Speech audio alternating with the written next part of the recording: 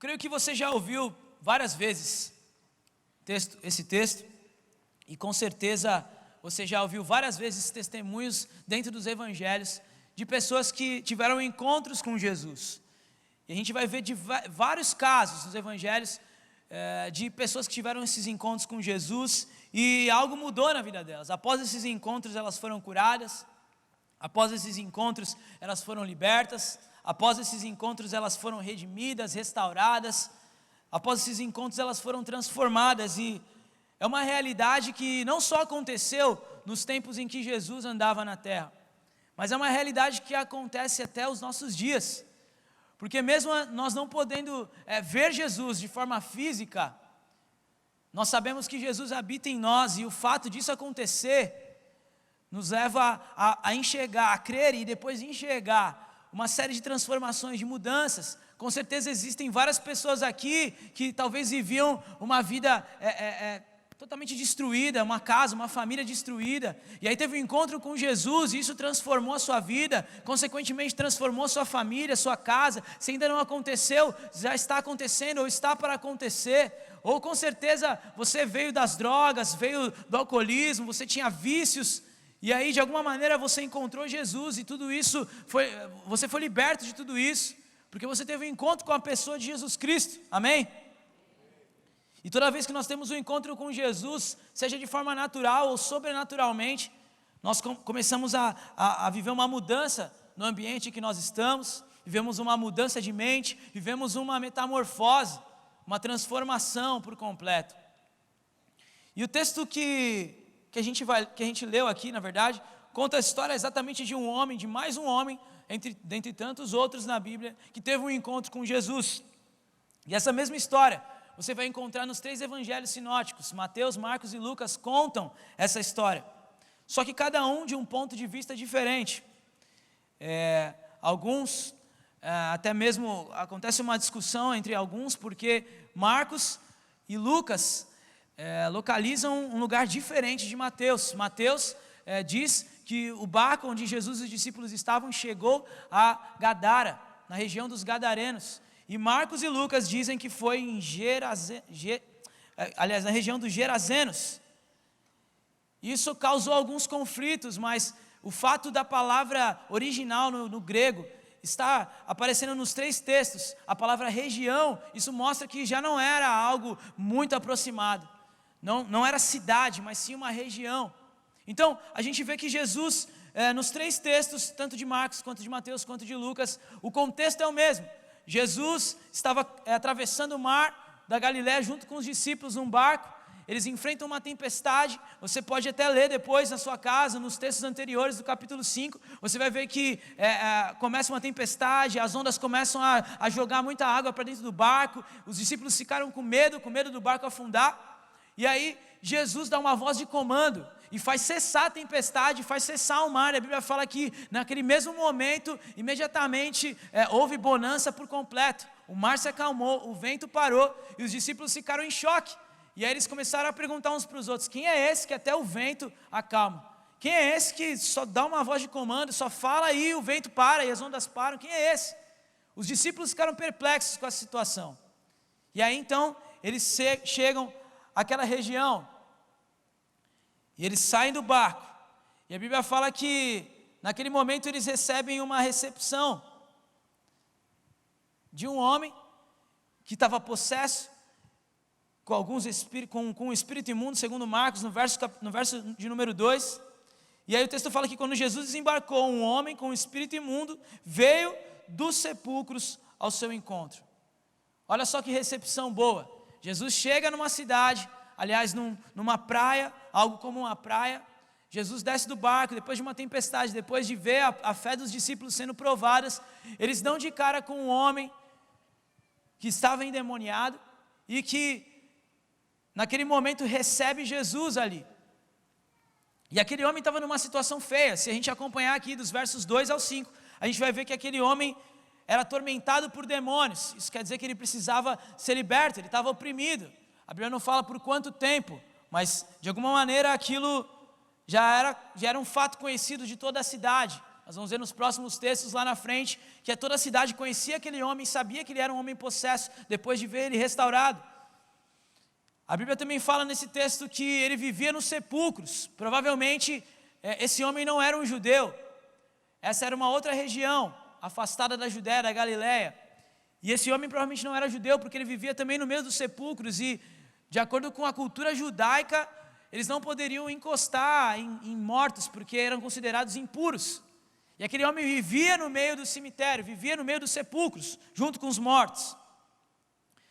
A Bíblia também fala que ele vivia acorrentado, nas mãos e nos pés, mas sempre conseguia arrebentar as correntes e quebrar os ferros dos pés.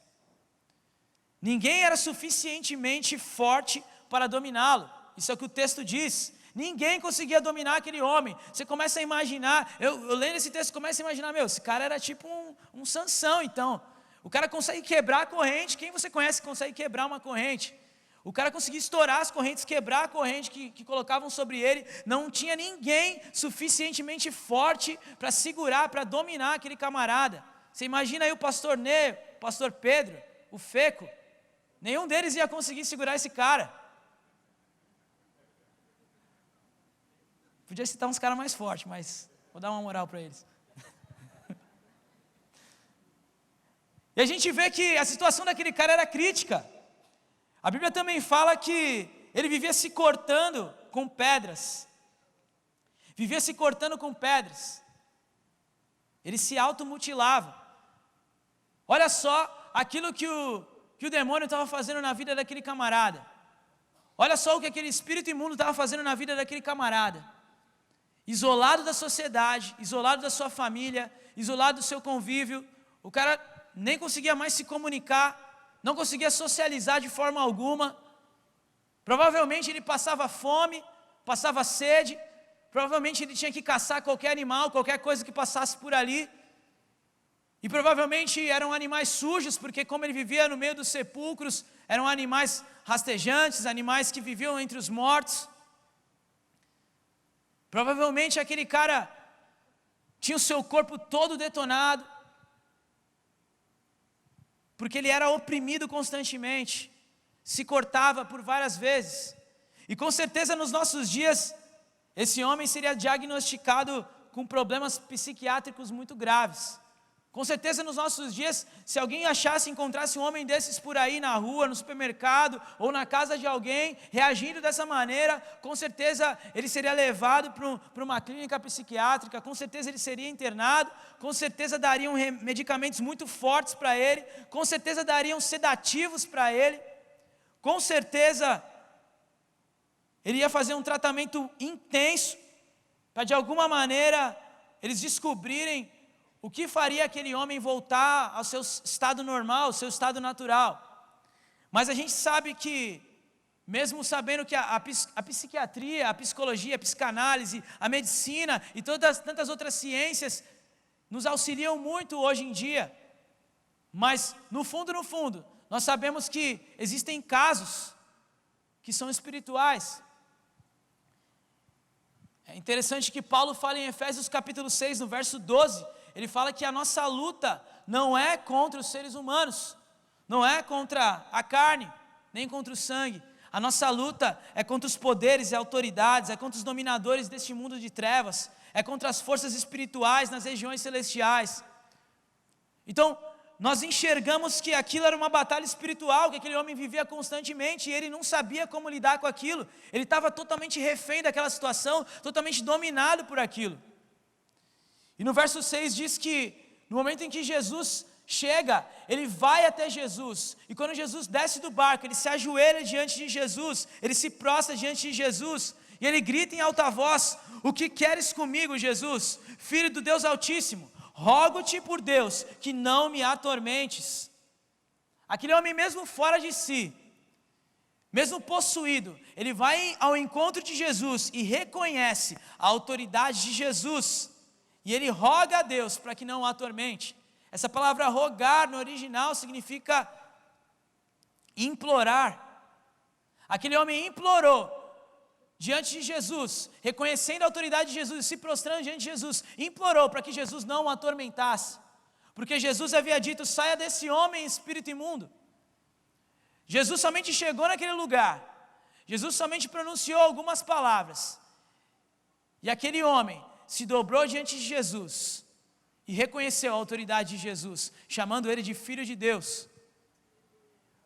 O que deixa claro para a gente, meu irmão, que no nome de Jesus, o inferno todo treme, que no nome de Jesus não há demônio, não há mal algum, não há dificuldade, não há nada que possa nos parar, porque não somos nós, não é o poder que há em nós, mas é o poder de Jesus em nós, é o poder que há no nome de Jesus. Portanto, nessa noite eu quero declarar sobre a sua vida, se talvez você tenha vivido como um refém do inimigo, se talvez você tenha visto a sua casa se tornado um refém do inimigo, meu irmão, declare o nome de Jesus dentro do seu lar, use a autoridade que o Senhor Jesus liberou sobre a sua vida, declare o nome de Jesus e não aceite isso em nome de Jesus, repreenda isso em nome de Jesus, declare no nome de Jesus, porque todo demônio precisa se prostrar diante dele.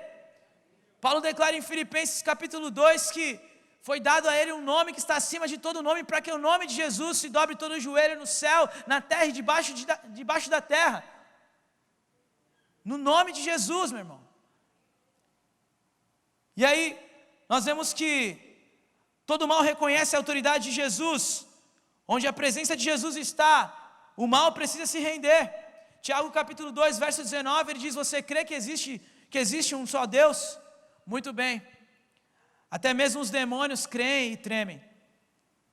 Se as pessoas lá fora não acreditam que existe um único Deus, os demônios creem e tremem. Se há pessoas aqui dentro que não existe somente um único Deus, se há pessoas que vão assistir talvez pela TV ou pela internet, que não acreditam que existe um único Deus, saibam que até os demônios creem e tremem, porque o nome de Jesus está acima de tudo, de todos. E o fato que me intriga, não é só que aquele homem estava com um espírito imundo, como Marcos narra no verso 2, porque Jesus pergunta para ele no verso 9, qual é o seu nome? E a resposta daquele homem é: meu nome é Legião, porque somos muitos. Legião era o nome dado a uma tropa do Império Romano, que continha até 6.000 soldados. O ápice das legiões romanas foi no século I, justamente no período em que Jesus viveu ali, justamente na época desse homem. As legiões romanas dominavam tudo, as legiões romanas eram o melhor exército que tinha. Tanto que hoje muitos exércitos se inspiram nas legiões romanas. E aquele homem estava declarando ali que o nome dele era Legião, porque haviam muitos. Então você imagina comigo, se um demônio dá trabalho, imagina 6.000, meu irmão. 6.000 demônios. Imagina a vida daquele cara como é que estava. Imagina a cara dos discípulos quando eu ouvir ele falar isso aí. Eu já imagino ele: vamos embora, Jesus, está louco? Vamos embora, 6.000. O Senhor ensinou a gente a expulsar mas 6.000 não. É interessante que no subtítulo da sua Bíblia, você vai ver escrito no início do capítulo 5, a cura de um endemoninhado. Não está escrito endemoniado, está escrito endemoninhado. Porque naquele homem não existia um demônio, existia um ninho de demônios. Aquele homem era um ninho de demônios, aquele homem era uma casa de demônios, aquele homem estava completamente possuído, não era só um espírito imundo que o atormentava, eram vários espíritos imundos que o atormentavam. E ele implorava, no verso 10, com insistência, que Jesus o mandasse não o mandasse para longe daquela região. Eles não queriam sair daquela região. E isso se torna já uma base para aquilo que a gente acredita sobre batalha espiritual. Talvez você já aprendeu isso na escola de discípulos, ou alguém já ensinou para você, que como nós vimos aqui em Efésios 6, existem demônios, mas existem classes de demônios. E Paulo fala que existem principados e potestades. Os principados são aqueles que governam regiões específicas. Eles têm autoridade para dominar regiões específicas, porque a Bíblia fala que o mundo já é do maligno. Então existem demônios chamados principados que habitam em certas regiões, e existem potestades que habitam dentro dessas regiões também. naquela região especificamente, existia um principado, e aquele principado era aquela legião. E a gente entende que isso é algo bíblico. Daniel capítulo 10, nós vemos que Daniel passa por isso. Capítulo 10, depois se você quiser abrir e ler na sua casa, verso 12 e 13, diz que Daniel esperava uma resposta de Deus. E a Bíblia fala que o anjo Miguel chegou até ele. A Bíblia fala que Deus ouviu a oração de Daniel no mesmo dia em que ele orou. Mas existia um príncipe naquela região, o príncipe da Pérsia, um principado, que impedia o agir ali. Então Miguel teve que intervir naquele momento. Existem principados, mano. E nós precisamos entender um pouco sobre isso, para entender o princípio dessa história. Isso é real, isso existe. E assim como a Bíblia também nos mostra que existe uma batalha, existem uns bastidores no mundo espiritual, a Bíblia também nos mostra que Deus ouve a nossa oração, amém? A Bíblia também nos mostra que maior é aquele que está em nós do que aquele que está no mundo, amém? Paulo declara em Efésios 1, do verso 18 ao 23, o texto diz assim, eu quero ler com vocês, ele ora para os Efésios dizendo, oro também para que os olhos do coração de vocês sejam iluminados, a fim de que vocês conheçam a esperança para o qual ele os chamou, as riquezas da gloriosa herança dele nos santos, e a incomparável grandeza do seu poder para conosco, os que cremos, conforme a atuação da sua poderosa força. Esse poder ele exerceu em Cristo, ressuscitando-o dos mortos e fazendo-o assentar-se à sua direita nas regiões celestiais, muito acima de todo governo e autoridade, poder e domínio, e de todo nome que se possa mencionar, não apenas nessa era, mas também na que há de vir. Deus colocou todas as coisas debaixo dos seus pés, e o designou como cabeça de todas as coisas para a igreja, que é o corpo, a plenitude daquele que enche todas as coisas e em toda e qualquer circunstância. Ou seja, meu irmão, Deus designou todas as coisas debaixo dos pés de Jesus. Paulo ora naquele momento para que o coração dos Efésios fosse iluminado, para que eles conhecessem e aprendessem a respeito do poder de Jesus. O poder de Jesus que está acima de todo e qualquer poder, o poder de Jesus que está acima de todo e qualquer nome. A nossa batalha já está vencida, a nossa batalha já foi ganha. Porque não fomos nós, mas foi Jesus quem venceu. Porque no nome de Jesus nós podemos todas as coisas. Se talvez o ambiente na sua casa não está legal, não está bom, está pesado, você sente uma luta, você não consegue dormir direito, as coisas não caminham como você desejaria que acontecesse. Meu irmão, no nome de Jesus nós podemos todas as coisas. No nome de Jesus você pode orar. No nome de Jesus você pode declarar que maior é aquele que está em você do que aquele que está no mundo. No nome de Jesus você pode declarar que há poder sim, para libertar, para curar, para salvar. No nome de Jesus você pode vencer, porque no nome de Jesus nós somos mais do que vencedores. Você é mais do que vencedor.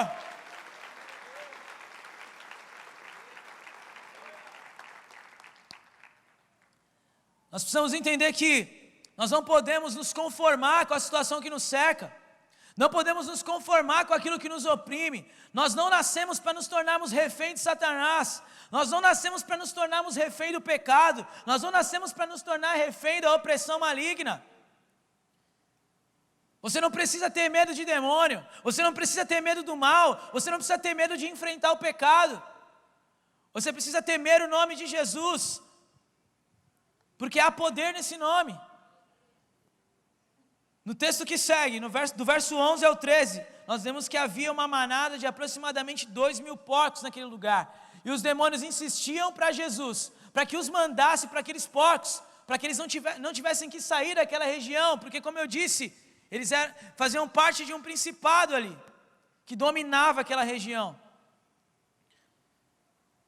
E Jesus permitiu que aqueles demônios saíssem daquele homem, e fossem para aquela manada de porcos.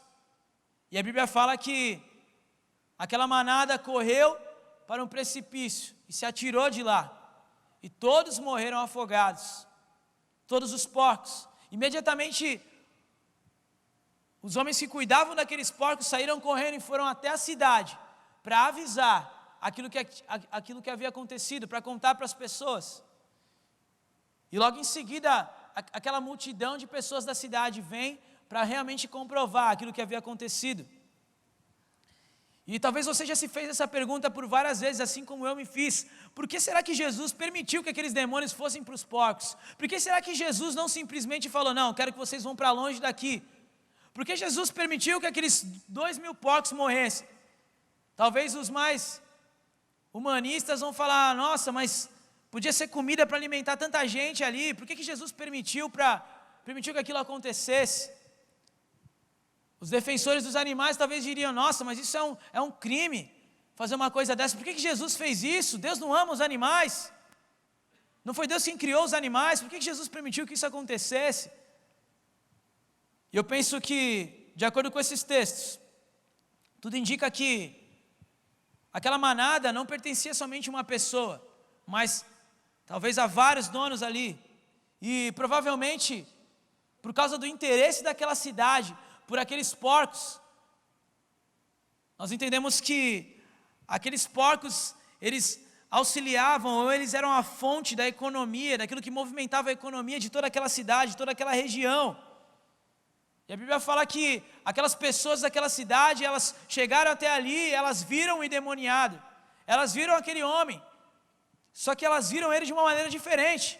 Elas viram aquele homem bem vestido, são, elas viram aquele homem conversando, falando, se portando de uma forma normal, como eles nunca tinham visto antes. E mesmo vendo tudo isso, eles se importaram mais com os porcos do que com a vida daquele homem. Mesmo vendo aquele homem transformado e liberto, para eles aqueles porcos, ou a rentabilidade que aquilo trazia, era muito mais importante do que uma vida, do que um homem, do que alguém que foi transformado, do que alguém que teve a sua vida mudada, do que alguém que foi curado, que foi liberto, do que alguém que agora podia voltar para a sociedade, se relacionar, socializar, ter um convívio com a sua família, voltar às suas atividades, fazer o que talvez ele nunca fez antes. E eles querem que Jesus vá embora daquela região, eles querem que Jesus volte para o seu barco e vá embora, porque eles não aceitaram aquilo, eles tiveram medo do que estava acontecendo. A fonte de lucro deles acabou de morrer, e para eles não importava se um homem havia sido liberto, porque para eles 2.000 porcos valiam mais do que um homem, do que uma vida. E sabe o que isso nos ensina? Que muitas vezes nós damos mais importância às nossas coisas do que às pessoas, que muitas vezes nós damos mais importância à nossa fonte de lucro, ao nosso trabalho, ao dinheiro que nós gastamos ou ganhamos, e usamos aquela velha frase, ninguém paga minhas contas, quem paga minhas contas sou eu. E às vezes nós usamos disso como uma desculpa, para de alguma maneira não enxergar aquilo que Deus está fazendo ou quer fazer na vida de outras pessoas. Não sei quantos se lembram, mas Jesus ele conta uma parábola do samaritano, onde um homem é surpreendido por bandidos no meio da estrada, e ele é espancado ali, ele é assaltado, e deixam ele quase nu ali, todo ferido. Aquele homem precisa de um auxílio, precisa de um socorro. Mas ali próximo a ele passa um sacerdote, um homem que cuidava das coisas do templo, um homem que talvez tinha toda a moral ali do povo, todos olhavam para ele como uma referência, não só religiosa, mas como pessoa talvez. E aquele homem viu que aquele rapaz precisava de auxílio. Aquele sacerdote passou pelo outro lado, porque ele tinha afazeres no templo. Logo em seguida passa um levita, que também cuidava das coisas do templo, que também tinha o privilégio de servir integralmente a Deus. Também talvez era uma referência para muitos judeus, mas ele enxerga aquele homem e passa pelo outro lado. Até que um samaritano, um homem de uma outra região, alguém que não tinha nada a ver com a história, alguém que era criticado e era julgado pelos próprios judeus, para auxiliar e ajudar aquele rapaz. Leva ele para uma hospedaria, cuida dos ferimentos dele, deixa ele aos cuidados ali na hospedaria, e diz para aquele dono da hospedaria, olha, se ele causar mais gastos, eu vou voltar e eu vou reembolsar, eu vou ajudar, eu quero que você cuide dele. Isso nos ensina que muitas vezes nós nos preocupamos não só com as coisas financeiras, não só com a nossa vida secular, mas também muitas vezes nós nos preocupamos com os nossos afazeres, até mesmo dentro da igreja. Às vezes a pessoa dá mais atenção para aquilo que ela está fazendo na igreja do que para a pessoa que precisa de um auxílio.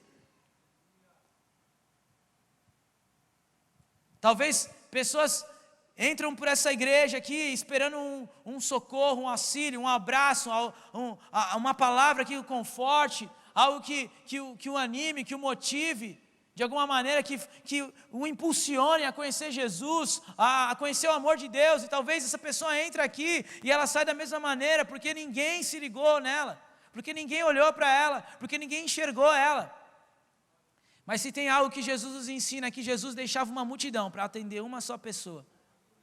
Se tem algo que Jesus nos ensina, é que Ele parava para ouvir as crianças, é que Ele parava para ouvir uma mulher, é que Ele parava para atender as pessoas mais necessitadas.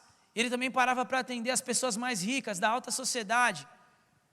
É que Jesus se relacionava com todos, é que Jesus dedicava a mesma atenção para os discípulos, que eram totalmente diferentes uns dos outros, e Jesus não os diferenciava pelo fato de um negar lá na frente e outro o trair, mas Jesus andava com todos, ensinava a todos, orava com todos, comia com todos, e nesse momento não foi diferente. Jesus nos ensina nesse momento, que aquele povo não estava valorizando aquilo que havia acontecido ali, porque a fonte de lucro deles havia sido afetada, e sabe o que isso nos mostra?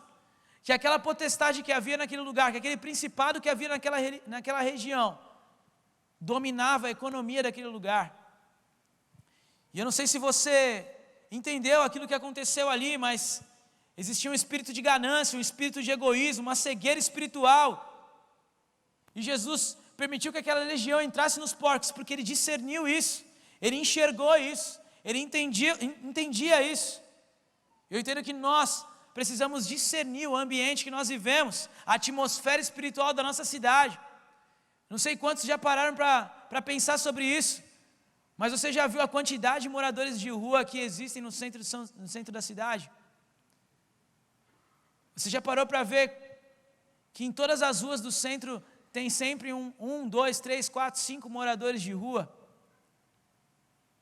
Você já parou para pensar que eles ficam localizados justamente no centro da economia da cidade? Você já parou para pensar que isso pode ser um espírito de miséria, afetando justamente a economia da cidade? Você já parou para pensar que muitas vezes as pessoas não rompem financeiramente no comércio, os empresários, ou até mesmo em outros níveis da cidade? Muitas vezes, muita coisa talvez não acontece na região financeira, porque existe uma potestade, um espírito de miséria sobre a nossa cidade. E por que eu estou falando isso para você? Porque nós precisamos discernir isso e orar com entendimento.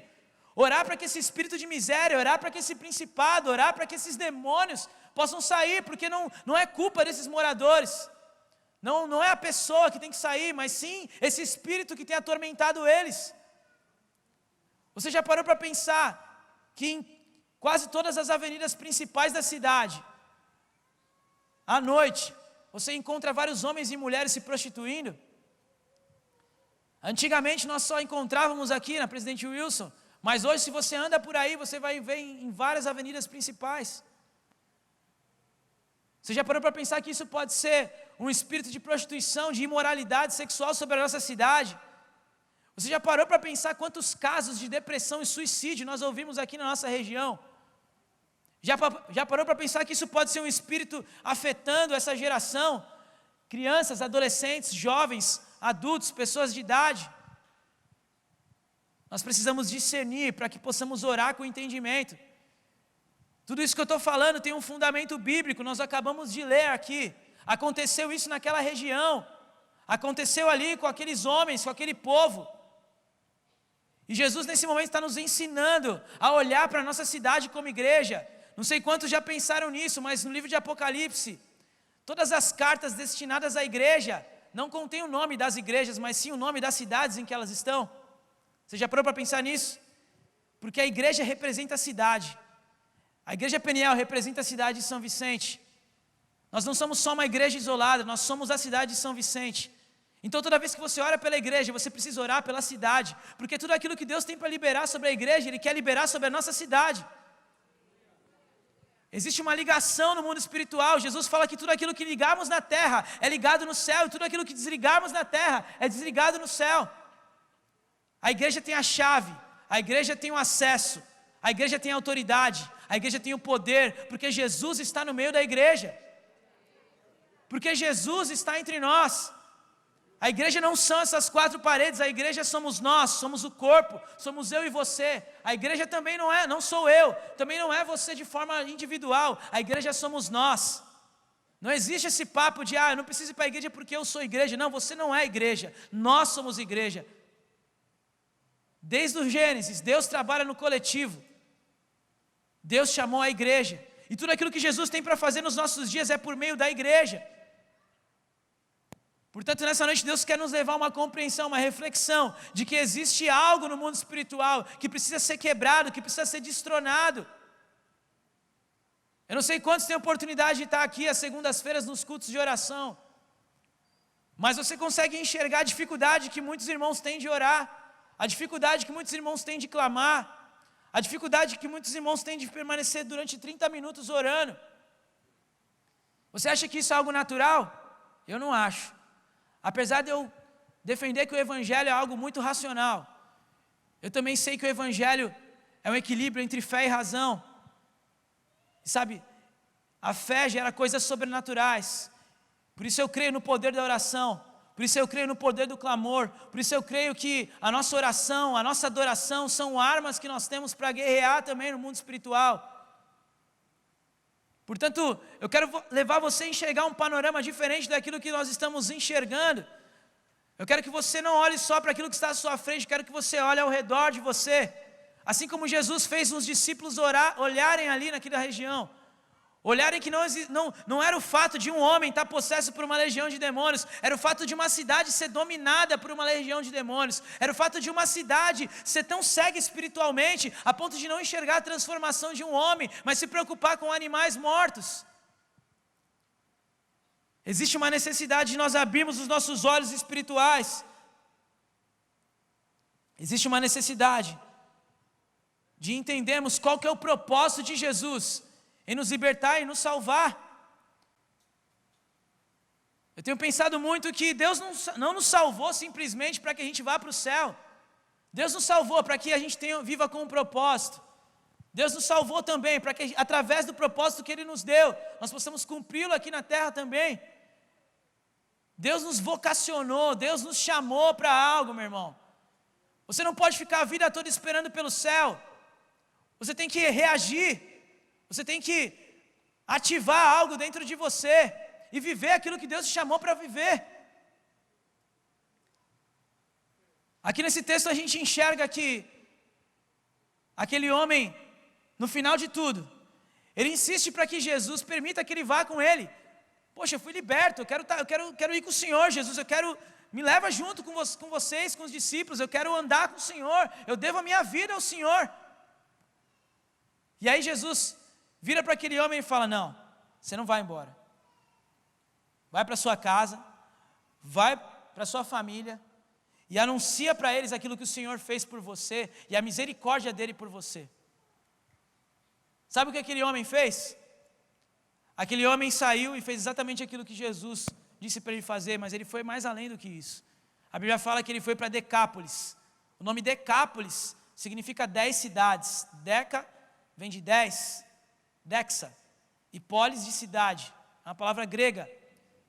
Então aquela região era uma região que tinha ali em volta de si 10 cidades, permeava 10 cidades, e aquele homem foi para aquelas 10 cidades, anunciar aquilo que Jesus fez na vida dele, e anunciar a misericórdia de Deus naquele lugar. E eu não sei se você consegue entender a gravidade disso, mas no final do texto diz que Jesus entra no barco e vai embora.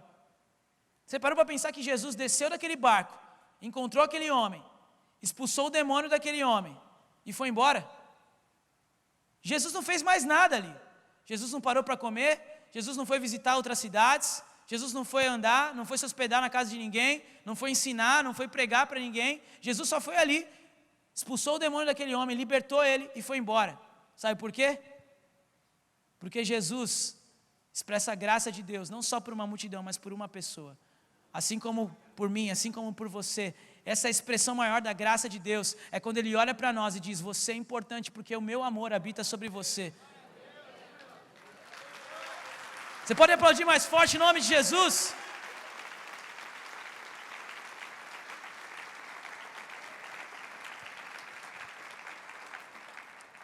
Eu estou encerrando e o mais interessante disso tudo, que agora no mês de setembro nós tivemos nosso retiro de jovens e teve com a gente o missionário Hudson. Ele compartilhou um pouco sobre esse texto, algo que me chamou muita atenção, foi guardado no meu coração. E ele teve a oportunidade de fazer uma viagem missionária para a Jordânia. E quando ele chegou lá, ele disse que ele visitou uma igreja. A Jordânia também é um país onde há perseguição do evangelho. Ele teve a oportunidade de estar numa igreja lá. E quando ele chegou na igreja, o pessoal apresentou ele, que ele era um missionário e tudo mais. E o pastor e os irmãos daquela igreja receberam ele muito bem e começaram a agradecer a ele. Poxa, muito obrigado, muito obrigado. Ele não entendeu nada. Ele falou, mas por quê? Eu acabei de chegar aqui, eu nem fiz nada, nem... Ele, não, mas obrigado porque você é um missionário. E nós aqui somos frutos do primeiro missionário que já existiu. E aí, aquele pastor contou para o Hudson que quando aquele endemoniado de Gadara foi até Decápolis, ele chegou até a Jordânia. Algumas cidades ali hoje fazem parte da Jordânia. E quando ele chegou à Jordânia, ele anunciou o evangelho de Jesus. E por causa daquele homem, igrejas foram implantadas, pastores foram levantados, pessoas se converteram a Jesus. E até hoje a igreja de Jesus permanece naquele lugar. Porque um homem foi liberto de uma legião de demônios. Porque Jesus um dia parou para atender um só homem, expulsar, libertar ele daqueles demônios, libertar ele daquela vida de cativeiro, sabe? E transformar a vida daquele homem ao ponto dele sair por aí e anunciar as verdades de Jesus, a graça e a misericórdia de Jesus. Por causa disso a igreja existe até hoje lá, 2000 anos depois, existem cristãos, porque um dia um homem foi liberto. Eu quero dizer algo para você, meu irmão, talvez você chegou até aqui, como eu disse no início, você chegou aqui derrubado, destruído, só o pó da rabiola, mas Jesus transformou a sua vida, Jesus te libertou, e você está fazendo o que agora? Qual o testemunho que você tem dado? Quantas pessoas você tem ganho para Jesus ou compartilhado do amor dele? Com quantas pessoas você tem compartilhado aquilo que Jesus fez na sua vida? Com quantas pessoas você tem compartilhado a respeito da graça e da misericórdia de Deus? Para quem você tem dito isso? Ah, mas eu nasci num lar cristão, e daí? Deus fez muita coisa, Deus te preservou de muita coisa nesse mundo. Ah, mas eu me converti há muitos anos atrás, não importa. Deus fez algo na sua vida, compartilhe isso. Ah, mas eu tenho vergonha de contar a minha história. Meu irmão, não tenha vergonha, porque se Jesus te libertou, é para que você fizesse exatamente isso. Compartilhe, fale, anuncie, expresse a bondade, a misericórdia, o amor, a graça de Deus. Porque Jesus não parou para você, para que hoje você se tornasse um cristão que esquenta o banco da igreja todas as quintas, todos os domingos, vai embora para sua casa e vive a sua vida como se nada tivesse acontecido, como se fosse só mais parte de um ritual semanal. Jesus transformou a sua vida, Jesus libertou você, Jesus te salvou, é a palavra salvação no Novo Testamento, a palavra grega é sozo, que não só significa salvar, mas significa resgatar da destruição. Jesus te resgatou da destruição, do caminho de morte, para que hoje você fosse vida para as pessoas, para que hoje você liberasse vida, para que hoje você manifestasse a graça, a glória, o amor de Deus, para que hoje você liberasse cura para as pessoas, para que hoje você anunciasse aquilo que Deus fez na sua vida e aquilo que Ele quer fazer através de você. Eu não sei quantos estão entendendo isso, mas essa história narra a história de um homem possuído, dentro de uma cidade possuída, que foi liberto, para que não só aquela cidade, mas outras 10 fossem alcançadas por Jesus. Deus não quer que você permaneça só aqui. E talvez a sua oração é como a daquele homem: Jesus, eu quero sair fora, eu quero ir embora daqui. Talvez você está orando para sair de São Vicente, você está orando para sair de Santos, da Praia Grande, você está orando para Deus te levar para os Estados Unidos, para você ir para outro lugar, onde a situação financeira é melhor, onde você consegue um emprego melhor, meu irmão. Deus te colocou aqui por um motivo, tem um propósito, tem um objetivo. E você precisa fazer jus a isso, você precisa entender, discernir aquilo que Deus quer fazer através de você. Porque Ele quer transformar o ambiente através da sua vida. Amém? Quero convidar você a ficar de pé.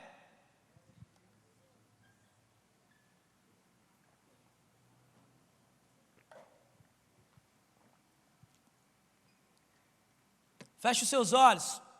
Coloque a sua vida diante do altar do Senhor. Nessa noite, eu quero orar por você, com você, que de alguma maneira, você reconhece que Jesus um dia te libertou, que Jesus te resgatou, que Jesus te restaurou, que você foi transformado, mas que talvez algumas coisas tenham te travado, tenham te prendido, e você não consegue anunciar Jesus, você não consegue compartilhar o amor de Deus. Eu quero convidar você a vir aqui à frente para nós orarmos juntos. Deus nessa noite quer destravar ministérios. Deus nessa noite quer destravar dons. Deus nessa noite quer operar através de você, não só dentro da sua casa, mas nessa cidade. Deus quer fazer algo novo na nossa cidade, através da sua vida. E nessa noite nós vamos declarar no nome de Jesus, nós vamos declarar no poder que é no nome de Jesus, que algo vai ser ativado em você. Então, se você nessa noite se sente dessa maneira, e deseja, sabe, uma mudança, deseja avançar, deseja agora ser um pai espiritual, uma mãe espiritual, alguém que vai ganhar pessoas, alguém que vai corajosamente anunciar o Evangelho, eu quero convidar você para vir aqui à frente. Eu quero convidar você que talvez nessa noite há algum tempo tem sido oprimido, talvez você se sente numa prisão, sabe, de pecado, ou talvez numa prisão espiritual, de alguma maneira você sente que demônios têm cercado a sua casa, a sua família, talvez você sente que a sua vida está travada em todos os aspectos. Nessa noite eu quero convidar você para vir aqui à frente e nós orarmos juntos. Sai do seu lugar, vem aqui à frente, vamos orar. Coloque a sua vida diante do altar de Deus. Vamos declarar juntos o poder que há no nome de Jesus. Nessa noite Deus quer transformar a sua história. Deus quer fazer algo novo em você e através de você. Aleluia. Queria pedir para que os pastores viessem, nos ajudassem a orar pelos irmãos.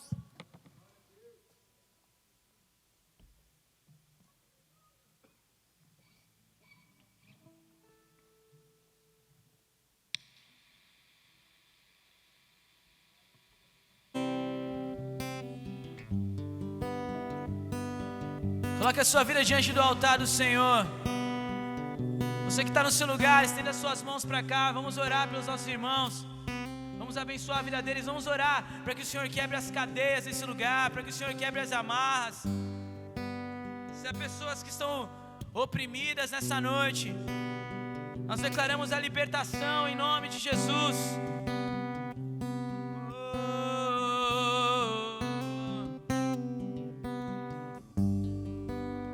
Só um nome há, um nome de Jesus, nome que traz cura e salvação.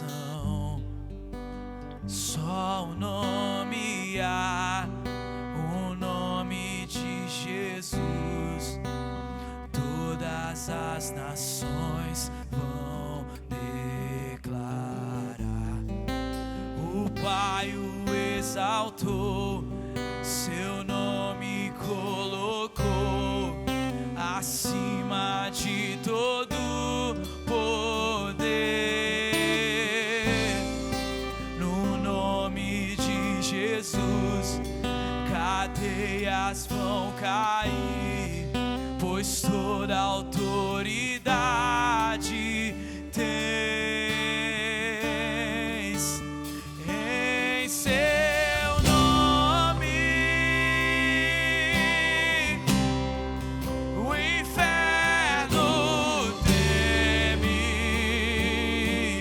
Oh, em seu nome, os coxos andam.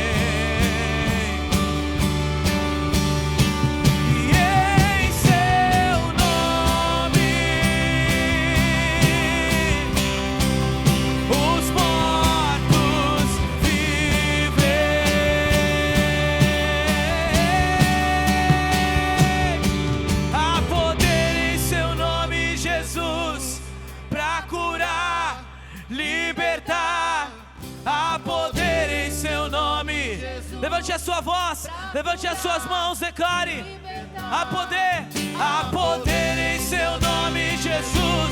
Nós declaramos transformação, nós declaramos libertação, nós declaramos cadeias sendo quebradas, nós declaramos grilhões sendo quebrados. Há poder, declaramos no nome de Jesus. Oh! Há poder. Deus está ativando ministérios nessa noite. Deus está ativando dons.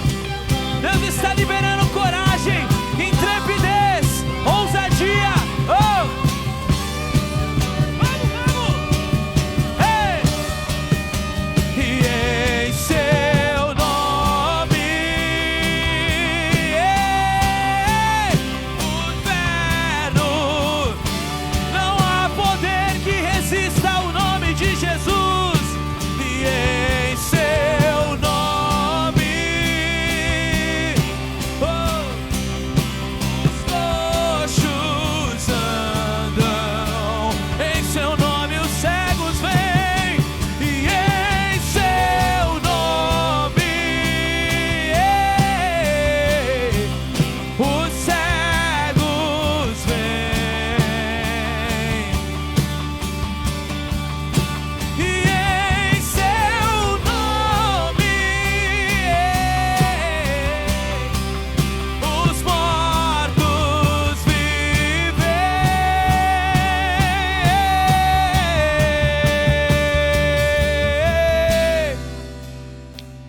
É no nome de Jesus que nós oramos nessa noite.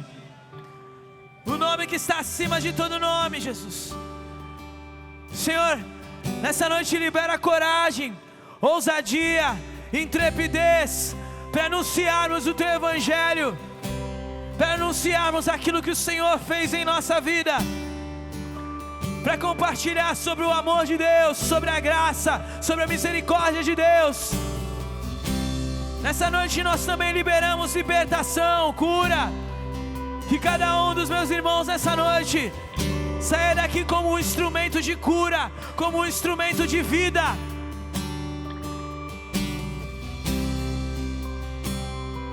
Oh, aquele que crê em mim, do seu interior fluirão rios de água viva, rios de águas vivas.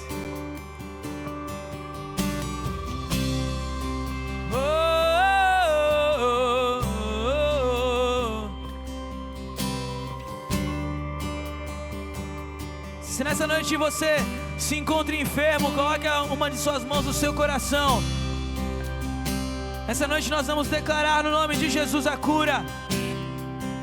Nós declaramos o milagre, nós declaramos o sobrenatural, Senhor Jesus. Nós oramos por cada um dos nossos irmãos que se encontram enfermos. Senhor, nós sabemos, ó Deus, que a medicina é real, mas sabemos também que o nome de Jesus tem poder para curar. Nós sabemos que o nome de Jesus tem poder para libertar. Nós sabemos, ó Pai, que o Senhor Jesus levou todas as nossas dores e enfermidades na cruz do Calvário. E nessa noite nós declaramos a cura sobre a vida dos nossos irmãos. Senhor, traz libertação, traz transformação, traz mudança. Senhor, que nessa semana possamos ouvir dezenas de testemunhos de pessoas que foram curadas nessa noite, que pessoas que irão para suas casas, irão se deitar e amanhã irão se encontrar completamente curadas.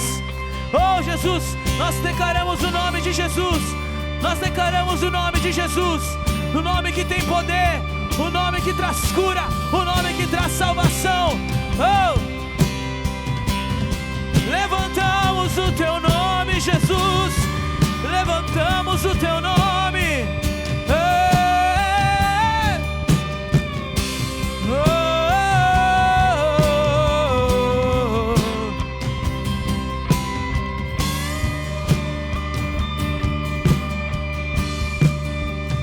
Em Seu nome declaro: o inferno treme, o inferno.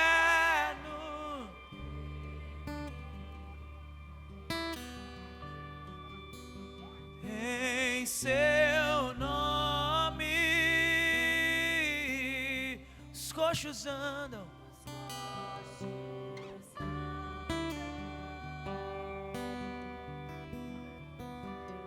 Em seu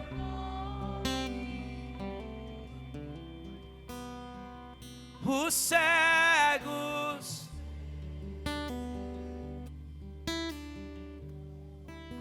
e em seu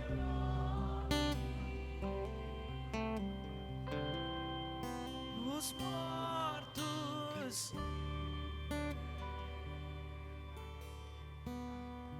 Eu queria saber se esse mesmo Espírito, se há alguém que nessa noite deseja confessar Jesus pela primeira vez. Existe alguém que pela primeira vez quer abrir o seu coração para Jesus e dizer: eu quero ser liberto, eu quero ser transformado, eu quero ser mudado, eu cansei de viver no cativeiro, eu cansei de viver refém desse mundo, eu quero ser mudado por Jesus. Existe alguém nessa noite que deseja tomar essa decisão? Se há, levante a sua mão que eu quero saber quem você é, quero te conhecer. Existe alguém? Todos já tomaram essa decisão. Amém. Então eu quero convidar você a dar um abraço bem forte no irmão que está do seu lado. Abençoa a vida dele em nome de Jesus. Fala: meu irmão, seja um instrumento de vida, seja um instrumento de cura, seja um instrumento para anunciar Jesus para essa cidade.